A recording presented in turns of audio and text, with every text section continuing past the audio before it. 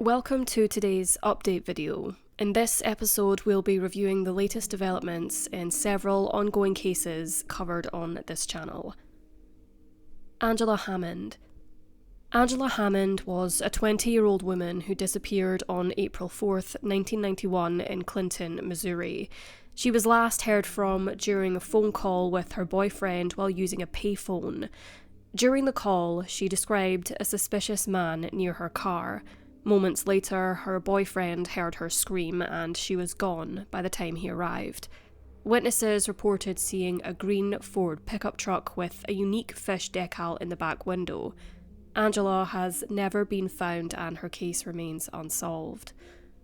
On the 30th anniversary of Angela Hammond's disappearance in 2021, the Clinton Police Department in Missouri shared a reflective and informative post on Facebook, assuring the public and Hammond's loved ones that the investigation remains active. Quote, "There are still several active and open leads being considered," the department stated. One of those leads originates from the Lake of the Ozarks region. The post also revisited a lead involving a former confidential informant who had provided critical testimony in a large-scale narcotics case. According to police, after the informant's identity became known during legal proceedings, he received a threatening letter composed of cut-out letters, resembling a movie-style ransom note. A redacted image of this note was included in the post, with personal identifiers removed to protect privacy. The note referred to the informant by his assigned code number and mentioned his estranged wife by her first name. Disturbingly, the letter was dated April 4th, 1991, the same night Angela Hammond went missing. At that time, both the informant's wife and his daughter, who was also named Angela, were living in Clinton, Missouri. Authorities now believe that members of a criminal group may have abducted the wrong person in a case of mistaken identity. Quote, "Some mistake was made as to the identity of the targeted, Angie, who had some physical resemblance to Angela Hammond, resulting in Hammond's abduction," police explained. The post also referenced a tip left by an anonymous caller who mentioned two specific names linked to the case. However, since no contact information was left, police issued a public appeal. Quote, "That person specifically mentioned two names. You did not provide a means for us to recontact you," the statement read. Quote, "If that person is reading this message, please recontact us so that we can speak to you in real time. We will protect your identity or assure your anonymity." Investigators continue to pursue leads and encourage anyone with relevant information to come forward and contact the Clinton Police Department. The Delphi murders, Abigail Williams and Liberty German.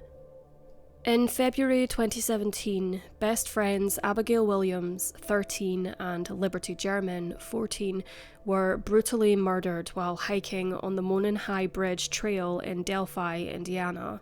The girls were dropped off for a walk, but never returned. Their bodies were discovered the next day in a wooded area near the trail. The case quickly became a national and online obsession, largely due to the chilling evidence found on Liberty's phone. She had captured a grainy photo and a short audio clip of a man following them on the bridge, along with the haunting words, "Down the hill." This cryptic clue, released by police, fueled countless theories, podcasts, videos, and Reddit threads. Armchair detectives across the internet attempted to piece together what happened, keeping the case in the public eye for years. Despite thousands of tips, no arrest was made until October 2022, when Richard Allen, a local Delphi resident, was charged with the murders. Allen had been interviewed early in the investigation, but wasn't considered a suspect at the time. On November 11th, 2024, following the trial, a jury convicted Richard Allen on all counts in the 2017 Delphi case. He was found guilty of felony murder for the deaths of 13-year-old Abby and 14-year-old Libby, both of whom were killed during an attempted kidnapping. Allen was also convicted of 2 counts of murder for knowingly taking the lives of both girls. Following the verdict, emotional scenes unfolded outside the Carroll County Courthouse in Delphi, Indiana, as supporters and family members embraced. Libby's grandmother, Becky Patty, addressed the court during the sentencing phase, quote, "I can never change my choice to let Libby and Abby go to the trail that day," she said. "I hope he lives with the same fear he caused Abby and Libby in the last hour of their lives," she added. Allen's conviction marks a significant moment in a case that has gripped the nation for years, bringing both relief and continued sorrow to the families and community affected. Frauke Liebs. In 2021, authorities announced that new leads were being pursued in the unsolved murder of Frauke Liebs, a student from Lübeck, Germany, who disappeared on the 20th of June 2006. She was last seen leaving a bar to return home, but never arrived. Over the next few days, Frauke's family received several strange phone calls from her, during which she sounded distressed but did not reveal her location. Her body was found on July 1st, 2006, in a rural area near the town of Lichtenau, and the cause of death was determined to be blunt force trauma. Despite extensive investigations and numerous leads, the case remains unsolved, with no clear suspects identified. The renewed interest followed a televised appeal for information, which aired on the German network Vox, which prompted a wave of responses from the public. Investigators reported receiving a moderate number of tips, several of which referenced a similar case or suspicious behaviour observed during an inspection in the Lichtenau region. This led to renewed scrutiny of 2 individuals, whose homes in Lichtenau and Paderborn were searched in August of 2022. Despite analysing DNA samples and older mobile phones recovered during the searches, authorities confirmed that no link was found between the suspects and Frauke Liebs. As a result, the investigation into these 2 individuals has been officially closed. According to the Paderborn Public Prosecutor's Office, the homicide investigation remains active and is now shifting focus to other possible avenues. Andrew Gosden. Andrew Gosden, a 14-year-old from Doncaster, England, disappeared on September 14, 2007. Instead of attending school, he withdrew £200 from his bank account, purchased a one-way train ticket to London, and was last seen on CCTV at King's Cross Station. Despite extensive investigations, including age-progressed images and public appeals, no confirmed sightings have been reported since. In December 2021, South Yorkshire Police made significant progress in the case of Andrew Gosden's disappearance by arresting 2 men on suspicion of kidnapping and human trafficking. The arrests followed a tip-off and marked the first such actions in the investigation. The men, aged 38 and 45, were taken into custody in London, and their electronic devices were seized for forensic analysis, a process that was expected to take several months. However, in September 2023, police announced that both men had been released without charge. Detective Chief Inspector Andy Knowles stated that the men had been, quote, eliminated from our inquiries, and emphasised that the investigation remains open and active. He urged anyone with information to come forward, noting that over time, quote, people's views, opinions and loyalties can change, and even the smallest piece of information could be crucial. Despite these developments, Andrew Gosden's whereabouts remain unknown. His family continues to seek answers, holding on to hope that new information will emerge to resolve the mystery of his disappearance. Gregory Villemin. The Gregory Villemin case remains one of France's most infamous unsolved murders. On October 16th, 1984, 4-year-old Gregory was found dead in the Valognes River in northeastern France. His hands and feet were bound, and he had been abducted from his home in L'Éponge-sur-Vologne. The case drew national attention, involving numerous suspects, including family members, and a series of threatening letters from an anonymous individual known as Le Corbeau, the Raven. Despite extensive investigations, the identity of the killer remains unknown. In recent developments, in October 2023, French authorities identified one of the anonymous letter writers through DNA analysis. The individual, a woman from Guadeloupe residing in Paris at the time, admitted to sending a threatening letter in 1985. However, she was not connected to the murder, and prosecutors have dismissed her involvement in the case. The Villemin family has endured significant trauma throughout the investigation. Jean-Marie Villemin, Gregory's father, killed his cousin Bernard Laroche, who had been a suspect in the case, after Laroche was released from custody.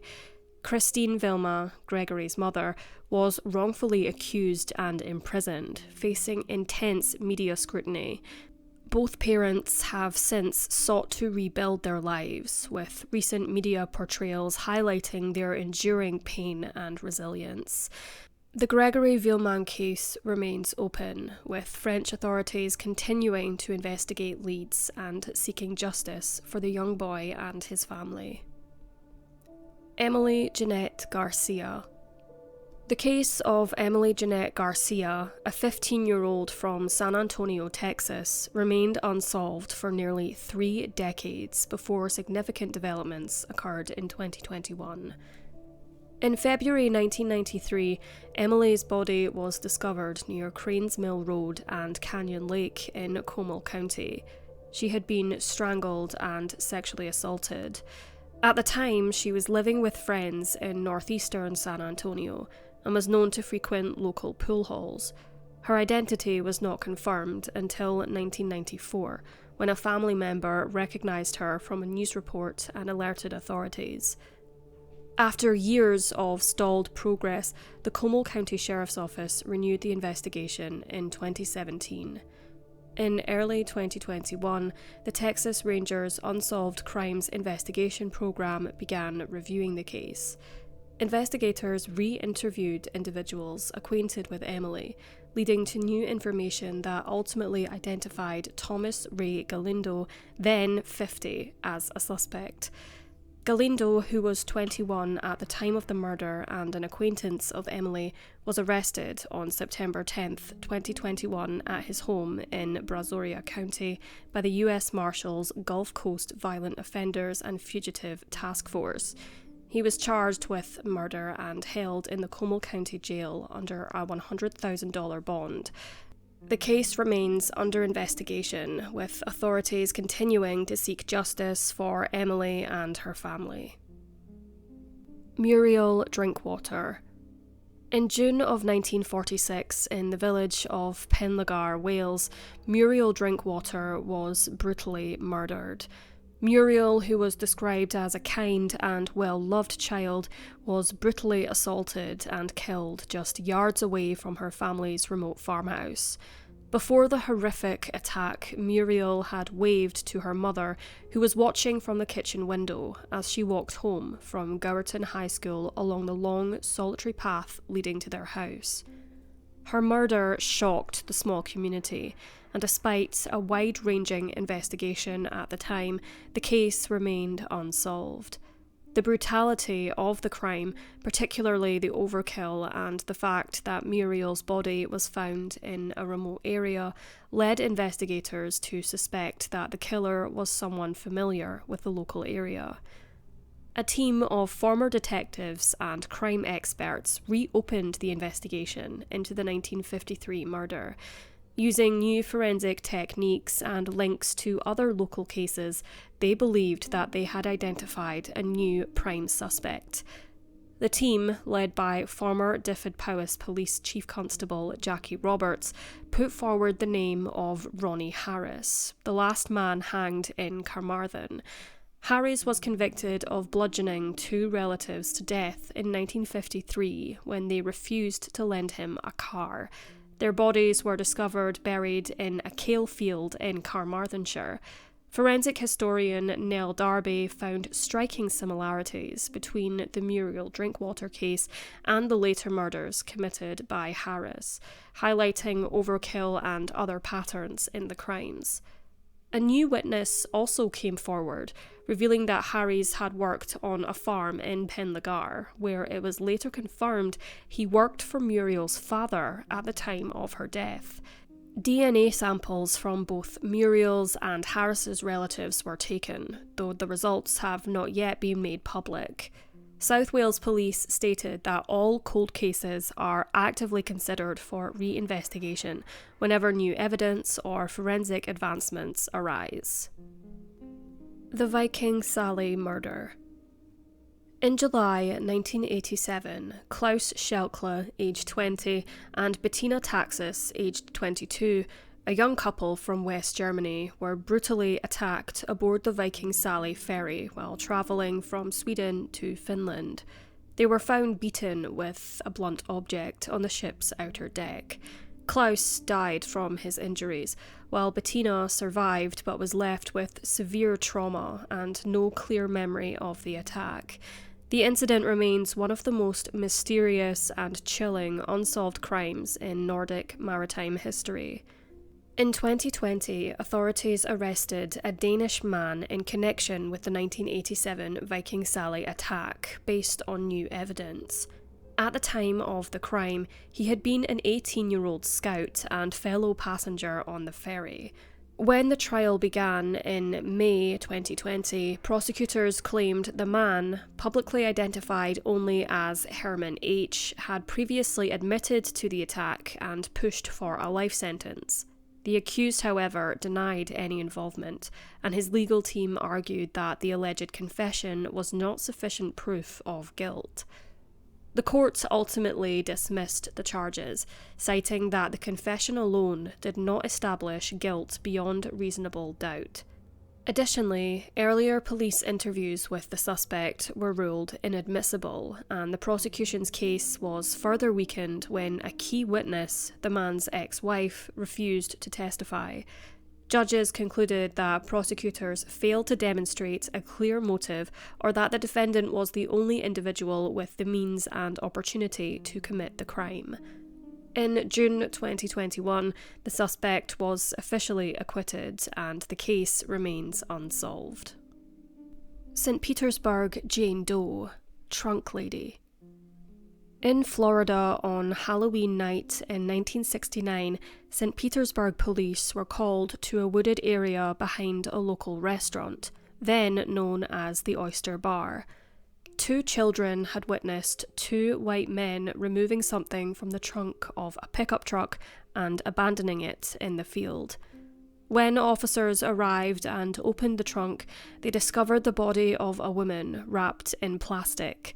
She had head injuries, was partially dressed in a pajama top, and had been strangled with a bolo tie.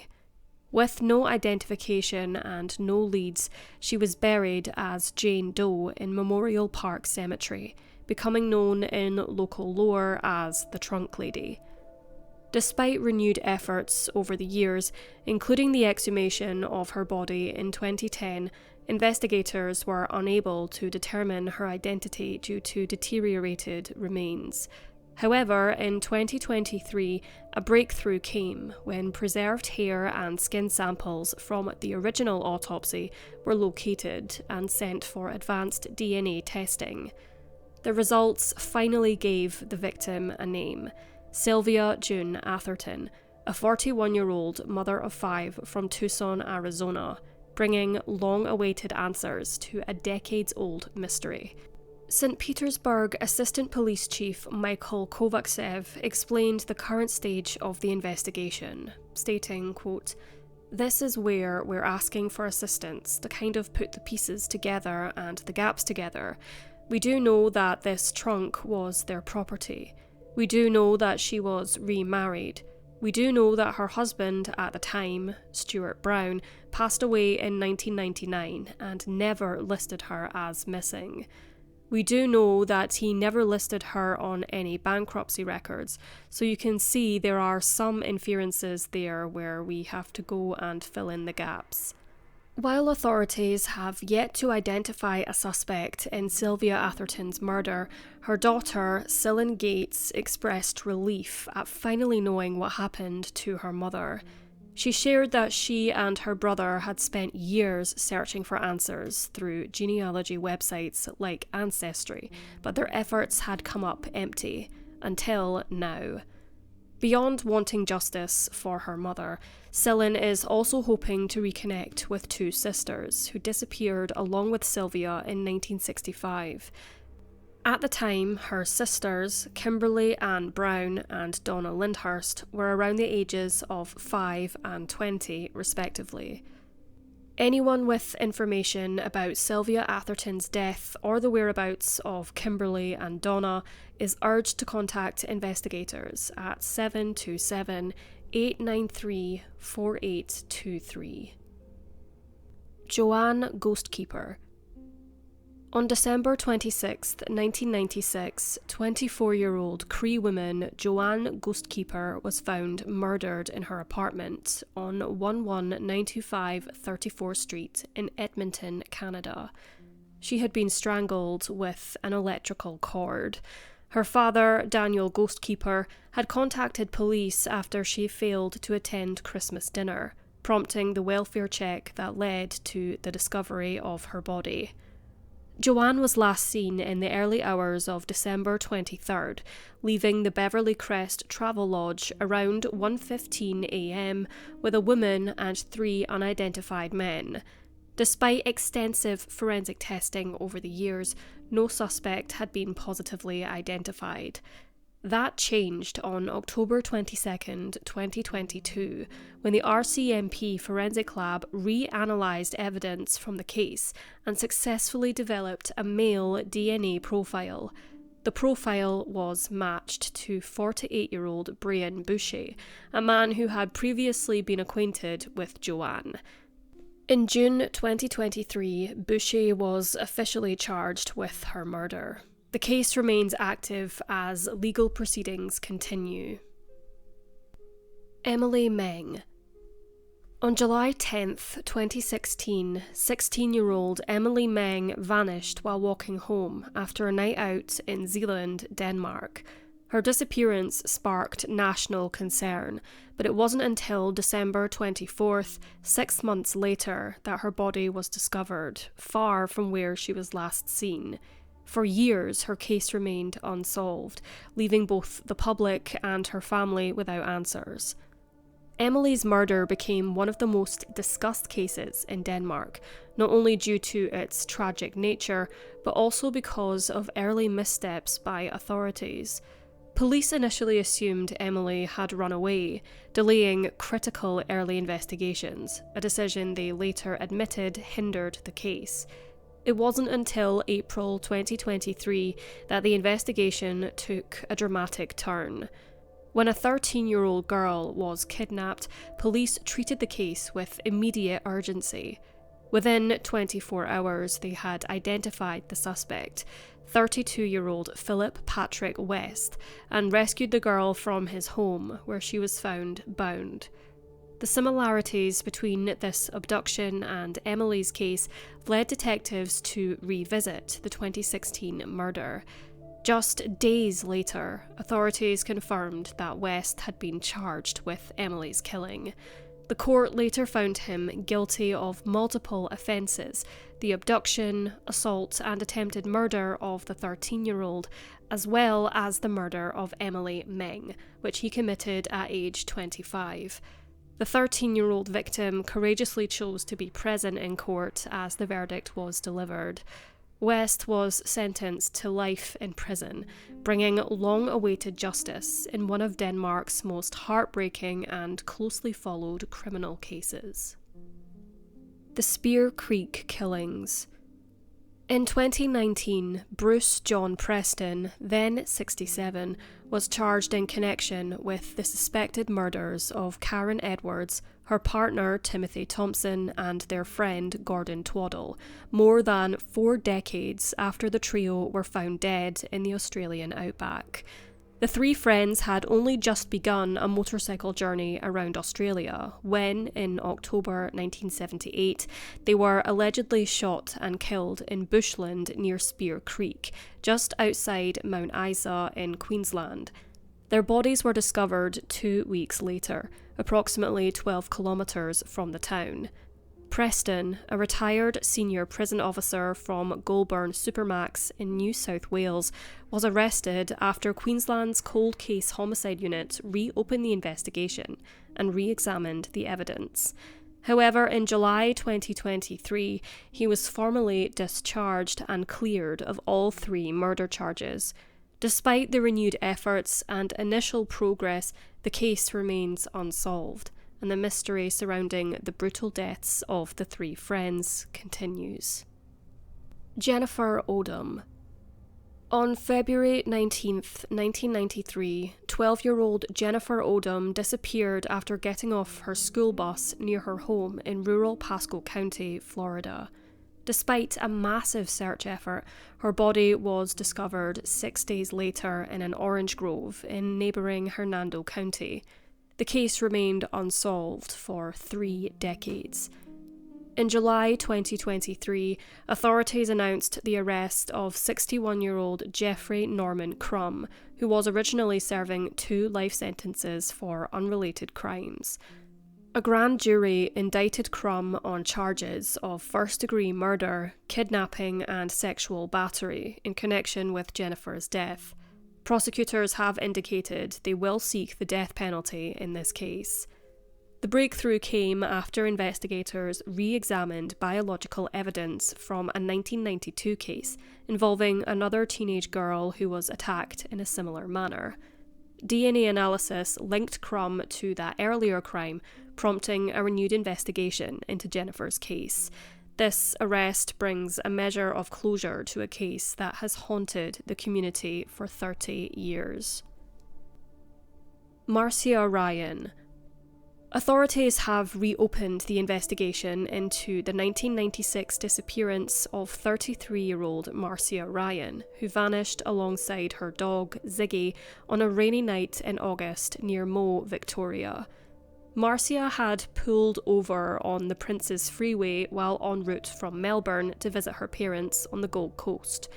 Earlier that day, she had left work feeling unwell and returned home briefly, grabbing her dog before setting off on her road trip, despite pleas from her friend and brother not to go. Described as independent and reliable, Marcia owned her own home and worked for her relative's trucking company. She last made contact via a public phone, telling her parents she was on her way, but she never arrived. Her car was later discovered abandoned on the roadside, sparking questions and concern. At the time, investigators believed her car had run out of fuel, and a truck driver reported seeing Marcia walking alone and declining assistance. Nearly 3 decades later, renewed interest in the case, bolstered by fresh witness accounts and an ABC radio series, has led Morwell Police to re-examine the evidence. They have since determined the fuel gauge on Marcia's Mitsubishi Sigma was faulty, suggesting the vehicle likely wasn't out of petrol after all. A team of 5 officers is now reviewing case files and searching for new leads, hoping to uncover the truth behind Marcia Ryan's mysterious disappearance. S.D.D.C. S.D.D.C disappeared in the early morning hours of February 14, 2000 in Shelby, North Carolina. Just 9 years old at the time, Aisha left her family's home on Foothills Drive sometime between 2 and 3 a.m, packing her book bag and walking into the rainy darkness.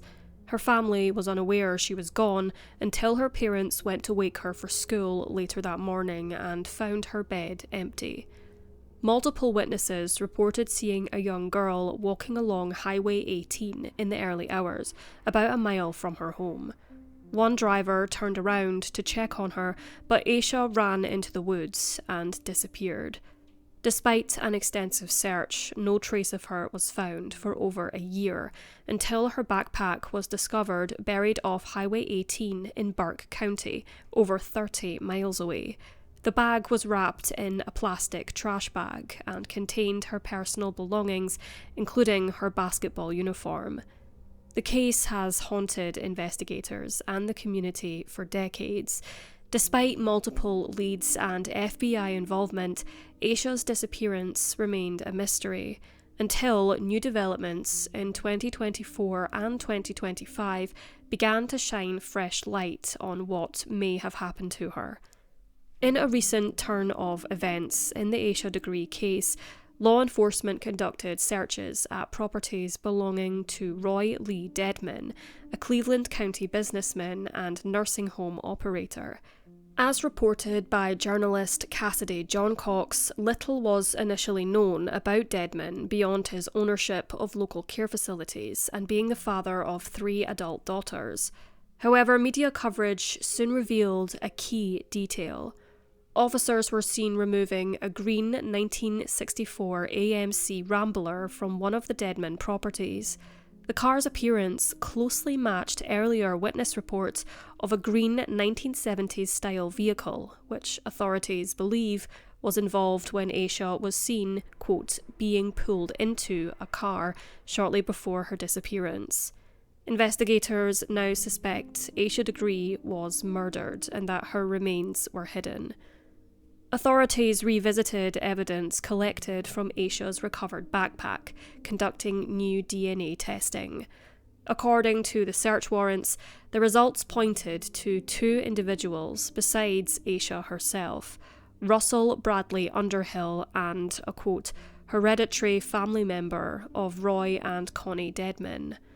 Underhill had reportedly lived in at least 2 of the nursing homes owned by the Dedmans at the time of Aisha's disappearance.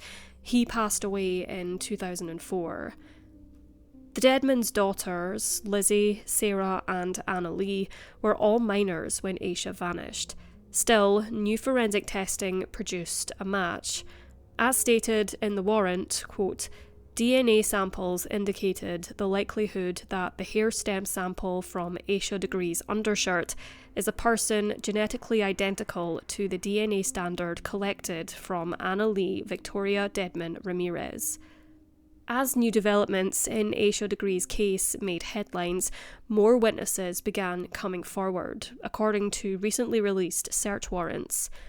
According to CNN, one witness claimed he attended a party in the mid-2000s with the Dedman sisters and recalled the eldest, Lizzie, quote, sobbing and bawling while drunk. According to the warrant, he said that Lizzie admitted, quote, I killed S.D.C, and Sarah responded by telling her to, quote, shut the fuck up, grabbing her head, behaviour the witness described as unusual for her. He later passed a polygraph test, though such results aren't admissible in North Carolina courts. In October, police gained access to Lizzie's iCloud account.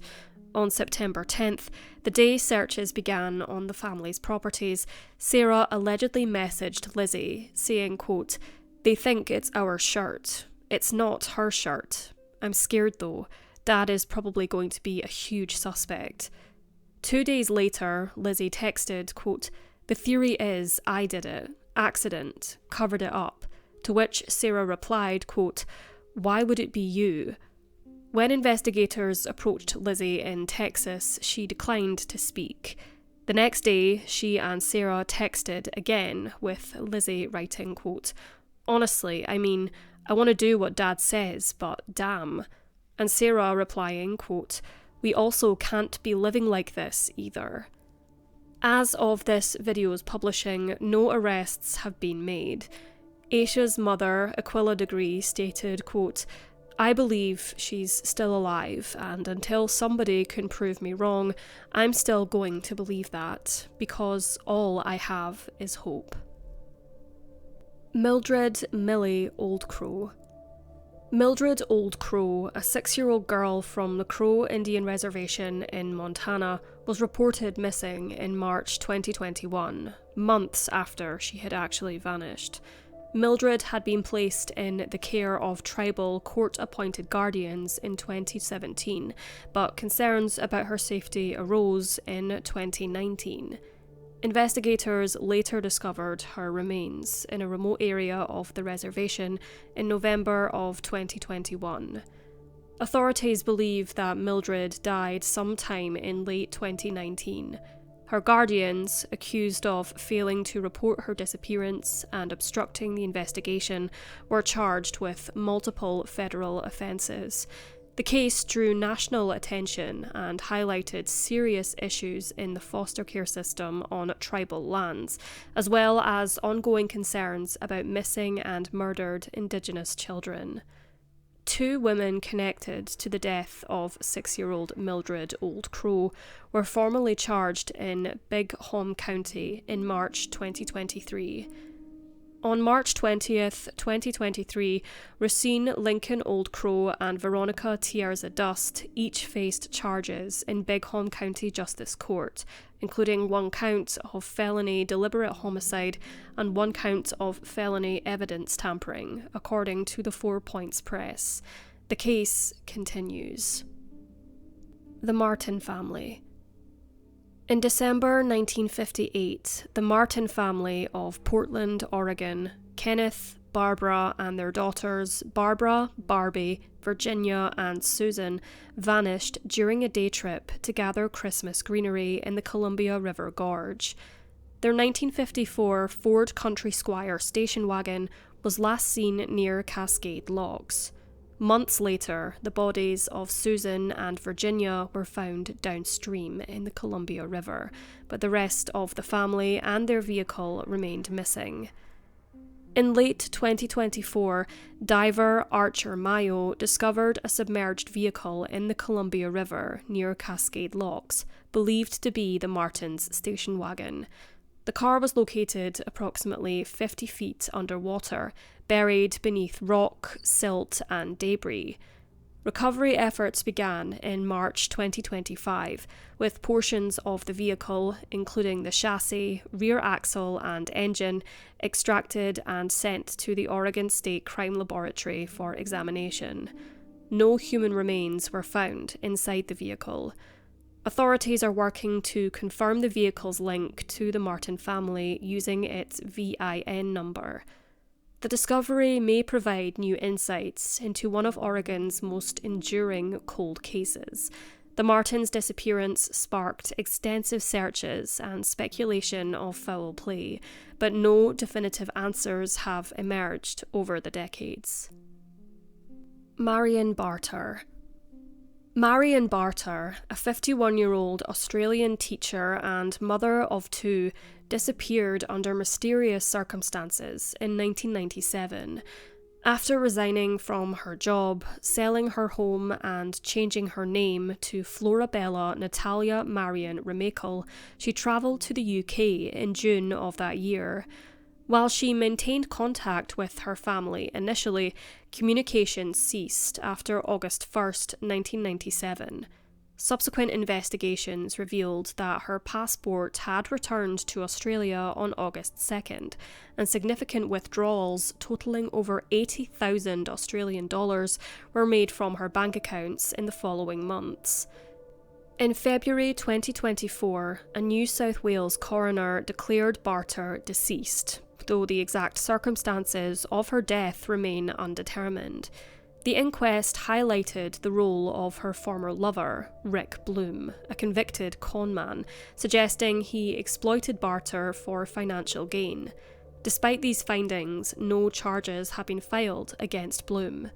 The coroner also criticised the initial police investigation for its inadequacies and recommended that the case continue under the purview of the state's Unsolved Homicide Team.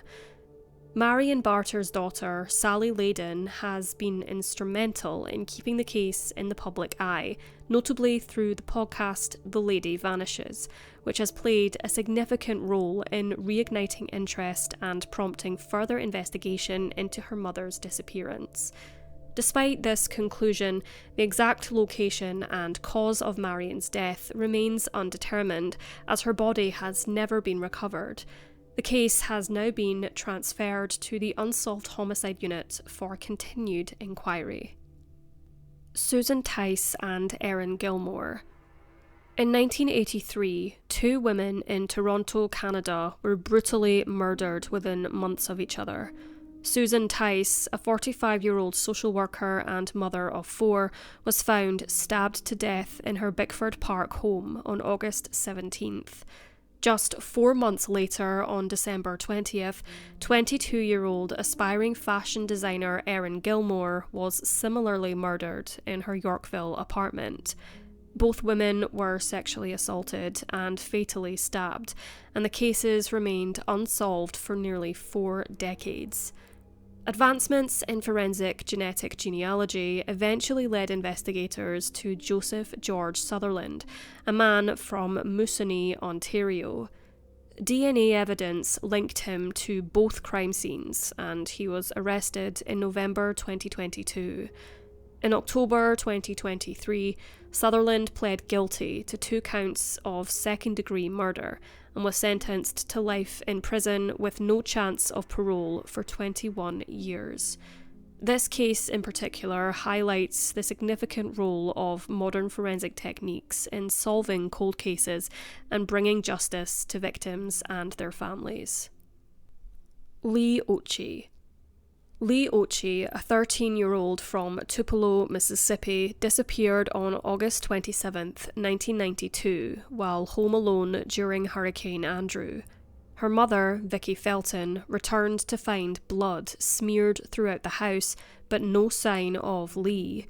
A bloodied nightgown was discovered, and a package containing Lee's eyeglasses was mailed to the family weeks later, though no ransom note accompanied it.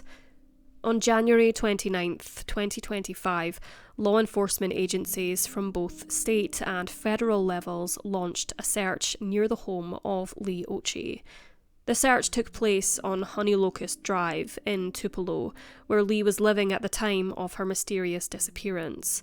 The FBI and Mississippi Bureau of Investigation were involved, with search dogs assisting in the effort. However, authorities have not disclosed specific details about the nature or purpose of the search. C.O.A.G's case remains an unresolved missing person investigation. Émile Soleil. In July 2023, 2-year-old Émile Soleil vanished while staying with his maternal grandparents in the hamlet of Auvernay, nestled in the French Alps. Despite extensive search efforts, no trace of the child was found until March 30th, 2024, when a hiker discovered his skull and teeth in a wooded area near the village, a location that had previously been searched. Le Parisien newspaper reported that the 2-year-old's remains could have been hidden for months prior to being found, according to new forensic analysis. Forensic experts agreed that his bones were transported and deposited shortly before they were found. The skull was kept in 2 locations, one of which did not face the force of the elements. His t-shirt showed no signs of degradation, therefore was determined not to be in contact with the remains. This means Émile was not wearing these clothes when he died. It's alleged that the grandfather remains a prime suspect. According to reports, he allegedly mentally and physically attacked his children and severely punished his students in the 1990s. Investigators are trying to determine if a fit of rage would coincide with the injuries inflicted on Émile's skull. The autopsy showed, quote, serious trauma to his face. Investigators are looking into third-party involvement in the case. In March 2025, authorities arrested Emil's grandparents, Philippe and Anne Vedovini, along with 2 of their adult children, on suspicion of intentional homicide and concealing a corpse. However, after 17 hours of questioning, all 4 were released without charge. The investigation remains ongoing, with authorities continuing to seek answers in this tragic case. Mitchell Weiser and Bonnie Bickwit.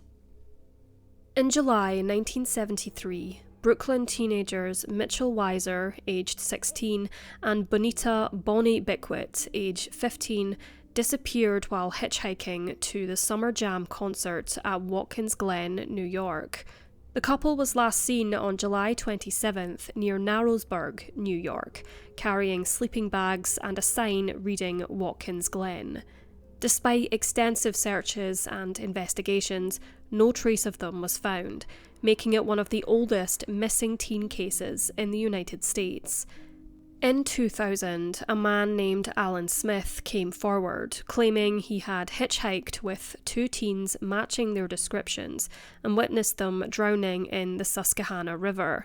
However, no bodies were recovered and the account remains unverified. In 2023, journalist Eric Greenberg highlighted a potential link between the teen's disappearance and serial killer Robert Garrow, who was active in the area at the time and drove a vehicle similar to the one described in earlier reports. Following this, New York Governor Kathy Hochul ordered the case to be reopened, and Senator Chuck Schumer requested FBI involvement. In a December 2024 interview with Rolling Stone, the now 74-year-old Alan Smith, a retired jewellery manufacturing worker, expressed surprise that the decades-old case of Mitchell Weiser and Bonnie Bickwit is still unresolved. Smith said he believed the mystery had been settled back in 2000 when he responded to a televised appeal for information about the teen's 1973 disappearance. At the time, Smith shared with both New York State Police and a reporter that he had been hitchhiking from Watkins Glen with the missing teens, whom he had never met before. According to Smith, in more detail, the 3 were picked up in an orange Volkswagen van before the Summer Jam concert had ended. During the ride, the driver pulled over near a river so they could cool off in the summer heat. Smith said Bonnie fell into the river accidentally and Mitchell jumped in to save her, but neither resurfaced. They were never seen again. Smith disclosed new information that he hadn't previously mentioned. He said there were 2 other hitchhikers in the back of the van on July 28, 1973, describing them as older, possibly in their mid-20s. He said, quote, "They never got up or anything. They were all covered up with sleeping bags and blankets." He also provided more detail about the river location, noting it was a popular hangout with rocks and shallow water, and claimed, quote, "Everybody watched it. Everybody saw it," referring to roughly 25 people who he said witnessed the teens being swept away. When asked why he hadn't shared those details earlier, Smith admitted, quote, "To tell you the truth, I never thought about it." Despite this account, the disappearance of Mitchell Weiser and Bonnie Bickwit remains unsolved. Rachel Hansen. Rachel Hansen, a 19-year-old woman from Gilbert, Arizona, was tragically shot to death in her apartment on June 3, 2022. Just days before her murder, Rachel had experienced a disturbing incident in which someone entered her bedroom while she was sleeping but fled before she could react. She also found a jar of pickles on her kitchen counter, which she hadn't purchased. Rachel had been in the process of subleasing her apartment and was scheduled to move out the day before her death. Despite extensive investigations and interviews with various individuals, including neighbours and prisoners, no significant leads have emerged. DNA evidence submitted for testing also yielded no matches, and the case remains unsolved. In 2024, Gilbert Police released a heavily redacted 350-page report from their investigation, the most detailed look at the case to date. Rachel's mother, Kim Hansen, responded to the release, saying, quote, "We want more than anybody here, anybody on Earth, to have the case solved and have answers." Despite the release of documents, much of the information remains blacked out, which Kim said didn't surprise her, given that the previously released body cam footage and 911 transcript had also been heavily redacted. Quote, "I was a little surprised they released it at all. It was kind of my understanding that they weren't going to," she noted. The report outlines that Rachel was in the process of subleasing her apartment and was scheduled to move out on June 1st, 2022. Following her murder, investigators interviewed numerous individuals, including neighbours and a Yuma inmate, and someone in state custody, but due to the redactions, their relevance remains unclear. Kim Hansen continues to plead for anyone with information to come forward, hoping for answers and justice for her daughter's tragic death. Several long-standing cases covered on this channel are finally seeing movement, some offering long-awaited answers, others opening new doors in the pursuit of justice. While not every mystery has been solved, these recent developments show the power of persistence, evolving forensic science, and the voices of those who refuse to give up. We'll continue following these stories and keeping you informed as more updates come to light. Thank you for watching, and as always, stay safe and stay curious.